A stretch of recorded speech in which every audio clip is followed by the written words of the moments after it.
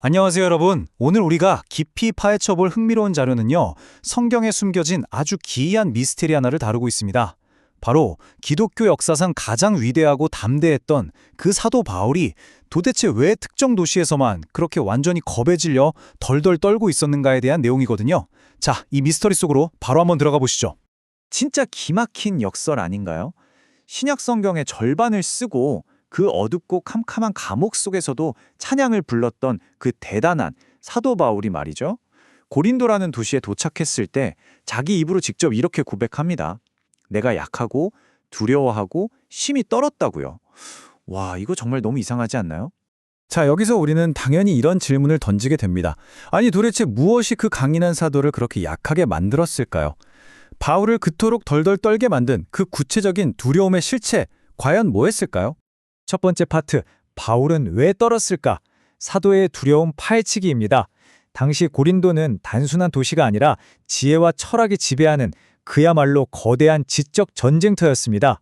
좀 더 자세히 볼까요? 당시 고린도 광장에 서서 사람들의 시선을 끄려면요, 아리스토텔레스가 말한 설득의 세 가지 기둥이 무조건 필요했어요. 강력한 외모로 깊은 인상을 주는 에토스, 청중을 완전히 압도하는 전달력인 파토스, 그리고 탁월하게 짜인 논증, 로고스 말이죠. 이게 당시 고린도 사람들이 누군가의 말을 들을지 말지 결정하는 절대적인 잣대였거든요. 마치 오늘날의 그 아주 냉혹한 오디션 프로그램 심사위원들처럼 말이에요. 이 세 가지가 없는 연설가는 그냥 가차없이 무시당하고 조롱받았습니다.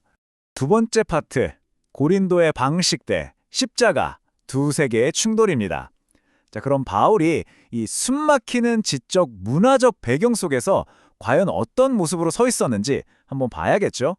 지금 보시는 것처럼 이 뼈아픈 대조가 정말 놀랍습니다. 한쪽에는 크고 화려하면서 말까지 번지르르하게 자라는 그리스 철학자들이 서 있고요. 반대쪽에는 바울이 서 있는데 바울은 육체적인 질병도 있었고 외모도 전혀 인상적이지 않았습니다.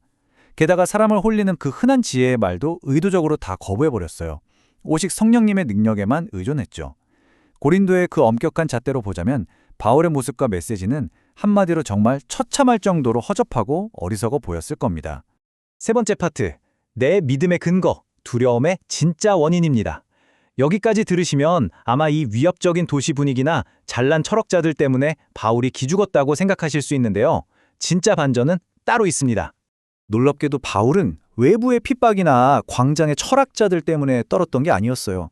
그를 진짜 미치도록 두렵게 만든 건 다름 아닌 그가 직접 목양하던 고의 내부에서 일어나고 있었습니다. 그가 진짜 덜덜 떨었던 이유는요, 고린도 교회 성도들이 예수님을 믿고 구원을 받았는데도 여전히 하나님의 능력에 의존하지 않고 다시 그 옛날 고린도의 방식으로 스르륵 미끄러져 돌아가고 있었기 때문이에요.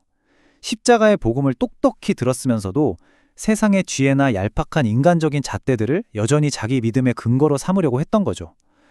바로 이거였습니다. 이 모습이 사도 바울의 심장을 그토록 떨게 만든 진짜 공포였던 거예요. 성도들을 향한 이 애타는 두려움 때문에 바울은 아주 극단적인 결단을 내립니다. 세상 지혜에 물들어가는 사람들을 보면서 바울은 자기 메시지를 대중의 입맛에 맞게 살짝 타협하는 대신에 오히려 십자가에 그냥 모든 것을 걸어버립니다.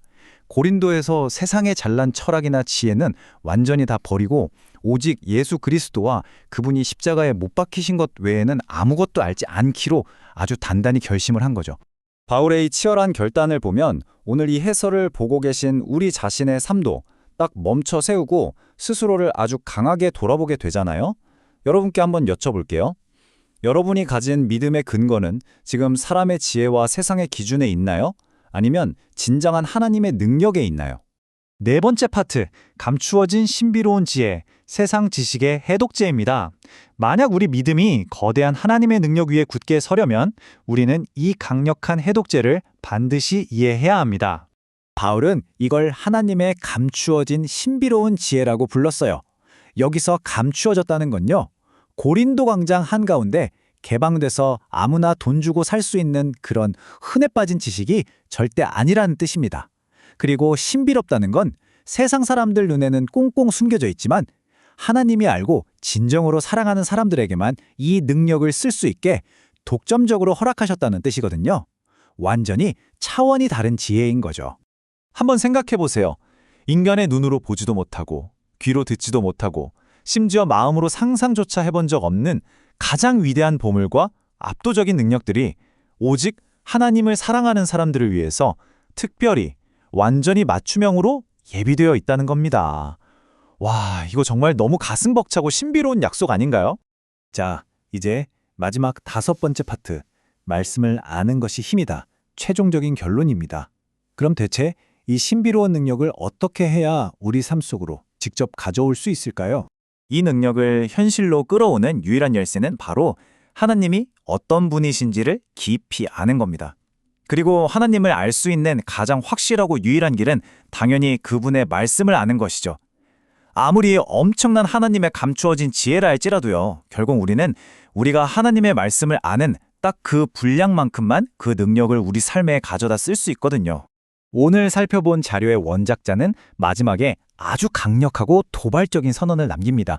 신자의 힘은 오직 말씀을 아는 정도에 있다.